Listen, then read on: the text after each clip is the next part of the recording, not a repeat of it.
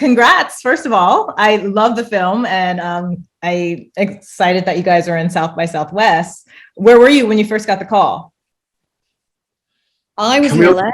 Yeah, we were both in LA, and we called each other right away. We had been trying to get into another one that didn't work, but that one went online. So then we got in South by Southwest, and it couldn't be better because it's all online. It's the first one. I mean, it's all open. It's the first one that's been open in 2 years. So we're so excited to be here. Yeah, and you can see there's just such an anticipation and an amazing buzz here. Everybody's really excited, and all the buyers are here too, which is great for us. Yeah. Yeah, we're a self-funded film, which is really wonderful. We just had one person that came in and helped us, but other than that, besides us, and Larry was our main funder. Bitcoin.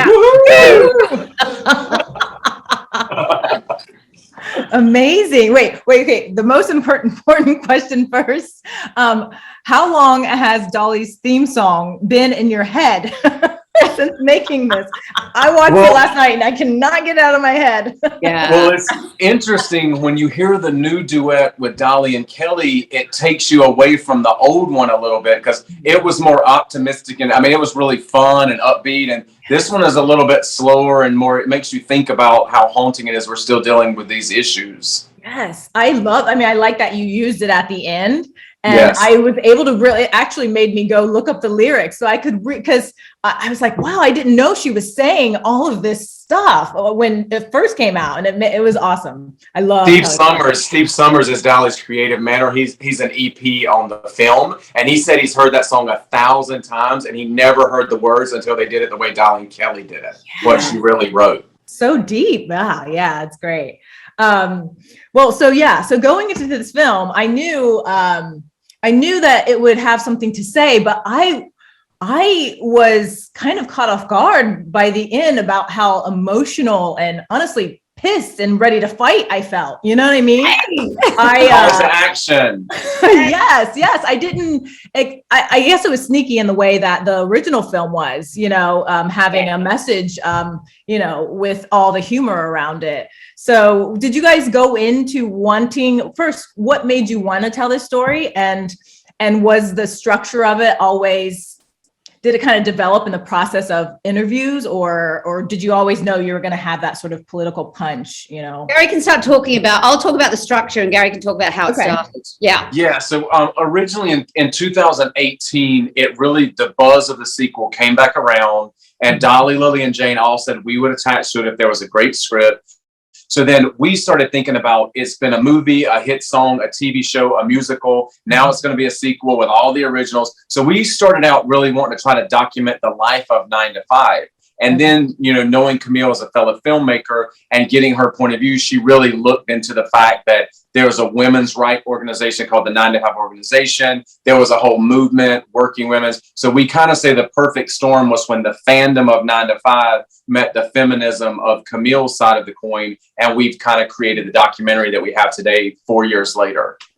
Yeah. And then I would also include it, it's a very fine line of being, entertaining and educational. And I think, we were very cognizant of the structure that we would have two groups of people watching this. We would have, for want of a better word, we would have, Jane's fans, and then we would have Lily's fans. And, we had to satisfy both camps, because both of those camps, one is a little bit more political, in feminism, and Dolly's is, even though she's very much for women, she doesn't see herself as being a political person, but definitely stands up for women's rights. So, and then the other thing we wanted to make sure, which the original film did, was make it entertaining for men as well. So we would also have a male audience, because we can't move ahead as women in the workplace or in society if men aren't walking beside us. For sure. It's funny. My mom. So this film came out before I was born, but I always knew about it because my mom loved it. My mom was a secretary for years. And so I asked her after I watched this, I was like, asking her questions about how she felt when it originally came out. And she said it absolutely, I think she was more in line with Rita's views at the beginning. Like, she wasn't outwardly saying she was a feminist or whatever, but she said after this film came out, it really did, activate her and the women around her. And it was a really special, I always knew it was a special film to her. And she just loved the three women. And so, yeah, I was wondering, did you guys have any, actually she said that the men around, I grew up in a small town in Ohio. She said the men around there they laughed, but they did not like it. They saw themselves reflected on screen through Dabney. Exactly.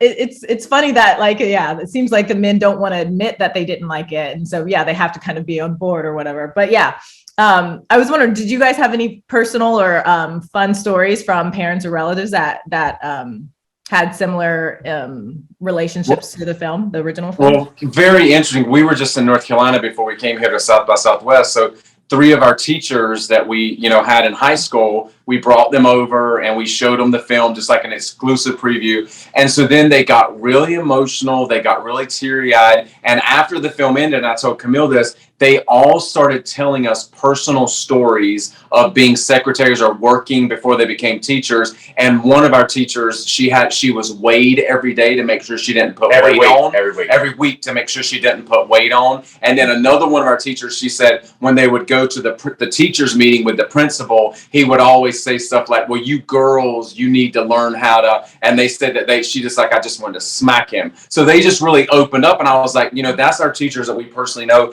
They went on the journey with us. This film took them on a journey. It stirred feelings up, and hopefully it will bring change. We always say if the ERA is passed because of this documentary and the sequel is made for the fans, then we've done our job. Wonderful. Yes, absolutely. Dang, that's crazy. Yeah.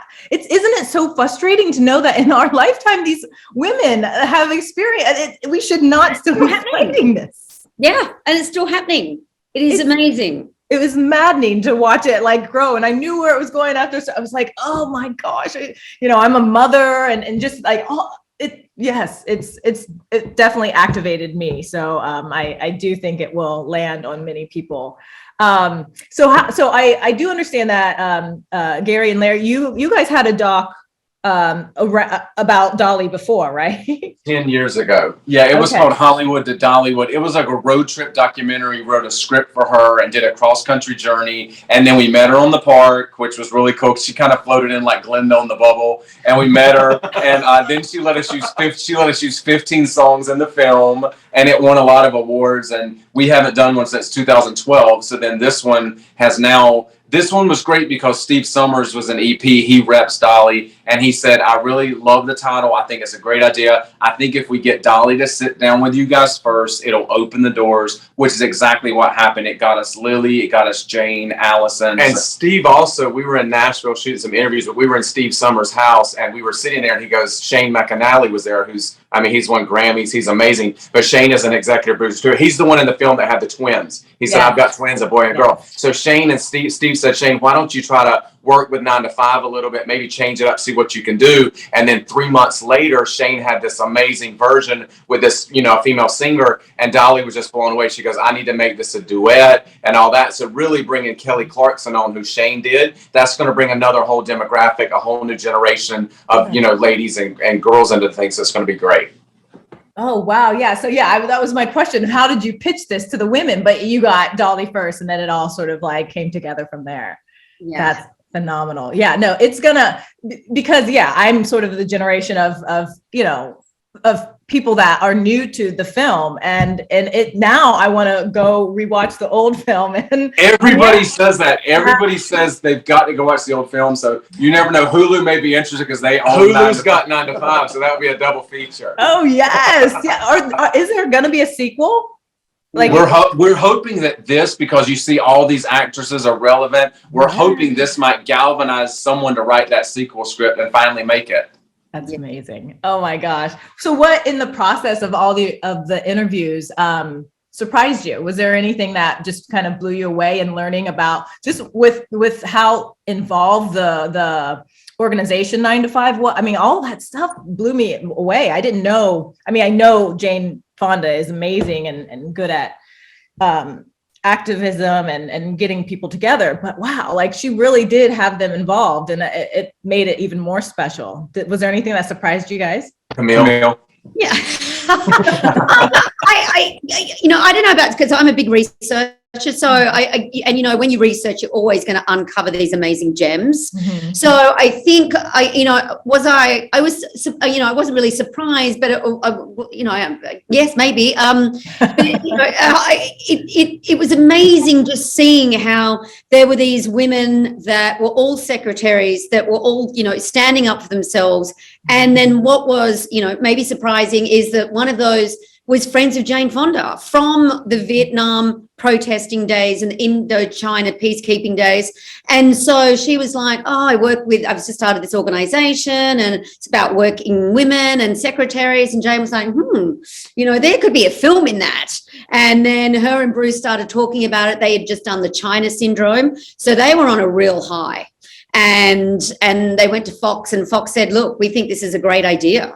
So I think it was probably surprising to them that they could get it up and make a comedy. And I think that the fact that 3 women could be the lead in this film, and it was a shame because originally there were 5 leads, and I don't know, Diane Carroll. I saw that. That was a surprise to me. Which would have been amazing. But Fox were like, no, we only want 3. Yeah. And so it was just, really incredible. I think if you want to talk, what's surprising to me is just how each of those 3 main women have been at the forefront of women's rights in their own way. The way that Dolly expresses it is through her music. So she's always been talking about being a strong woman in her music. And then there's Jane and Lily, just always out there talking for disenfranchised people. And I think that's really amazing about all of them. It is. And I think for us personally, we really learned about the ERA and women's rights issues. We learned a lot, as men making this film as well, the things that women still have to deal with on a day-to-day basis. And, I remember Ellen Cassidy, she was one of the founders with Karen Nussbaum, and she had women who had to sew the boss's pants while he was wearing them. So we were sitting there in this interview going, I can't believe that is something that actually happened to a woman, had to do that. So we learned a lot. And women not being in the Constitution, that's just shocking. I mean, I just can't believe it. It's 2022. So we need change. I was surprised also to hear that Lily turned it down. Yeah. Turned down the role. I thought that was Lily was so hard to interview because we laughed the whole time. We would laugh out loud with Lily. She's just so fun to interview. She was great. She was fabulous. I mean, and what you don't see in the film is that Lily had experienced all of those things as a secretary. And we were talking to her, and she's like, her boss kept asking her to go she lied after work, and he would, ask. What was that? You locked up for a second. You said her boss kept asking her, and then you locked up. Oh, did I? Yeah, boss kept asking you to go home with her and was saying inappropriate things to her during the day. So she had experienced all of those things too. Yeah, she didn't have to research the role too much. No.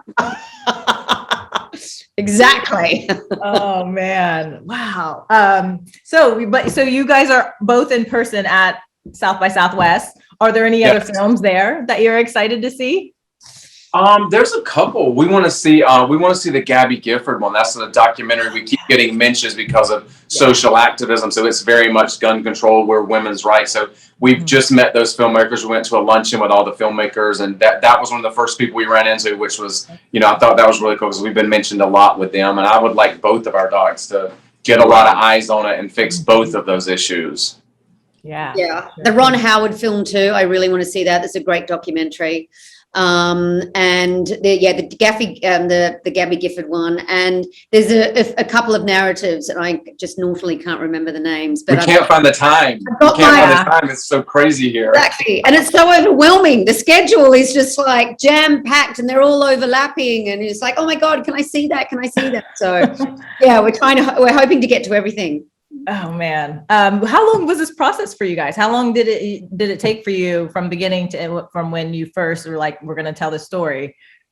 When we get to July, that'll be 4 years. 4 years. Okay. Yes. Wow. Well done. I am so happy for you guys. This is, oh, it's a lot of work that goes into it. I mean, you had all the footage. It just flowed so well. And I really, really enjoyed watching it, and I am ready to fight. So thank you guys.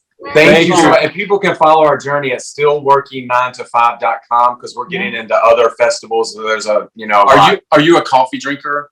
I am. We have a coffee company now we've teamed up with, and it's called Still Working 9 to 5. Get your own damn coffee. I love it. Brilliant. Oh, fun. Well, thank you for spending your time with me today. I really appreciate it.